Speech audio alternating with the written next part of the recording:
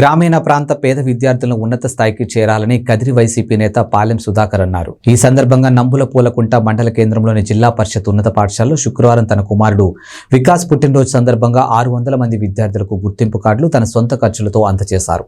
పాలెం సుధాకర్ చేయూతనివ్వడం పాఠశాలలోని ఉపాధ్యాయులందరూ అతనికి దుశ్శాలువాలు కప్పి సన్మానించారు. ఇక విద్యార్థులను ఉద్దేశించి పాలెం సుధాకర్ పలువురు ఉపాధ్యాయులు మాట్లాడుతూ విద్యార్థులు కష్టపడి చదివి ఉన్నత స్థాయికి చేరుకోవాలని, తల్లిదండ్రులకు తగిన గుర్తింపు తీసుకుని రావాలని అన్నారు. ఈ కార్యక్రమంలో ప్రధాన ఉపాధ్యాయులు, ఉపాధ్యాయులు పాల్గొన్నారు.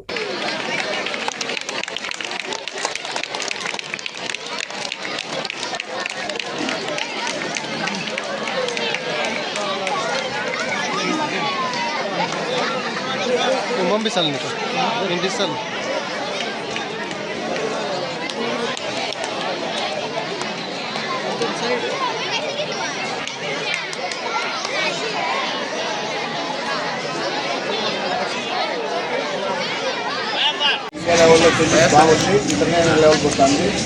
కాబట్టి నాకు ఇంట్రెస్ట్ మన పిల్లలు కూడా ఎంకరేజ్ చేద్దామని చెప్పి గవర్నమెంట్ మండల లెవెల్లో ఎక్కువ మందికి ఇవ్వాల్సి వస్తుందని చెప్పి వాళ్ళు తాలూకా లెవెల్లో ఇస్తున్నారు ప్రజెక్ట్.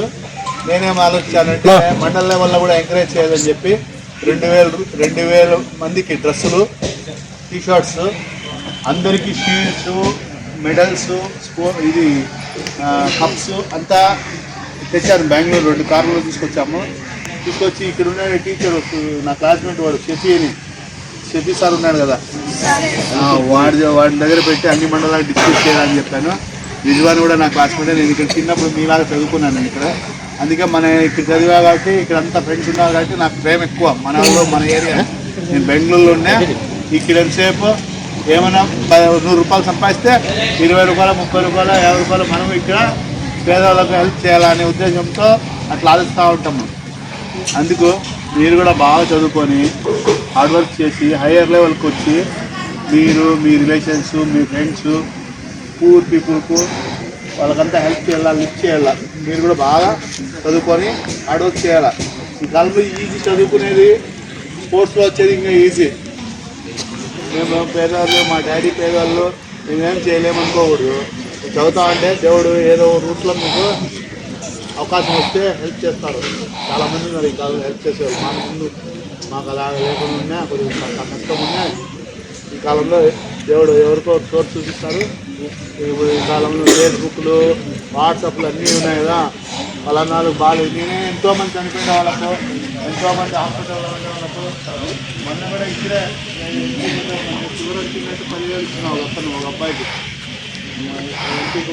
జస్ట్ 50 డేస్ అవుతుంది.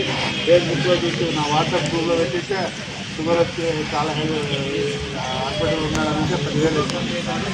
అట్లా ప్రతిదీ కొంచెం టాలెంట్ ఉంటే ఒక రకంగా వస్తాడు, ప్రతి ఒక్కరు హెల్ప్ చేస్తారు. కాబట్టి మనం చేయాల్సింది సిన్సియర్గా హార్డ్ వర్క్ చేయాలా, సిన్సియర్గా కష్టపడాలా, బాగా మంచి ఫుడ్ తీసుకోవాలి. వినంగా మంచి ఫుడ్ తీసుకోవాలా. మంచి ఫుడ్ అంటే కాస్ట్లీ ఫుడ్ కాదు, వెజిటేబుల్స్, వాటర్ బాగా తీసుకోవాలా. వెజిటేబుల్స్, విత్తనాలు, సీడ్స్ అంటారు కదా, సీడ్స్, అవి రాగులు, రైస్ కంటే అవి తీసుకోవాలా. మంచి ఫుడ్ తీసుకోవాలా. మంచి వాటర్, ఫుల్ వాటర్ ఎక్కువ తాగకుండా, ఎక్కువ వాటర్ తాగకుండా.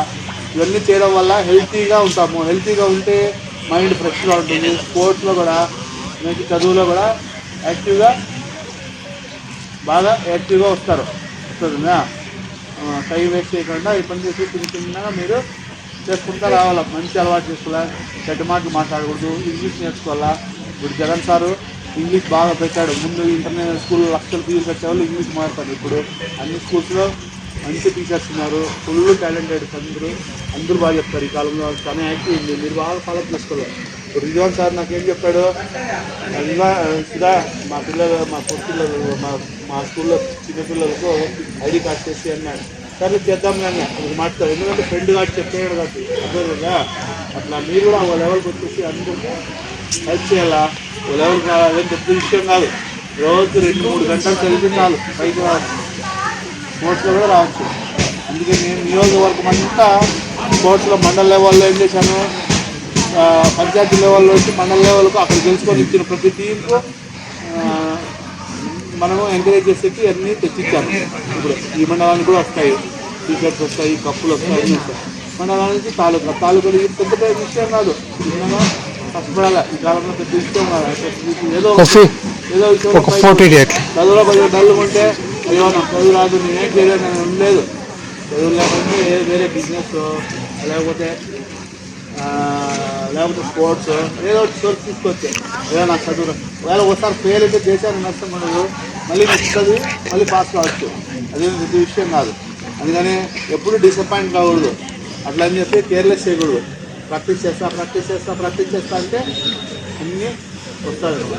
ప్రతి విషయంలో ఏమంటే సిన్సియారిటీ ఉండాలా. సిన్సియారిటీ అంటే ప్లాన్, రోజు 2 గంటలు 3 గంటలు చదవాలా. మన డ్యూటీ అదే. మన డ్యూటీ ఏంటిరే? మీ డ్యూటీ ఏమి? మన డ్యూటీ మనం చేయాలి.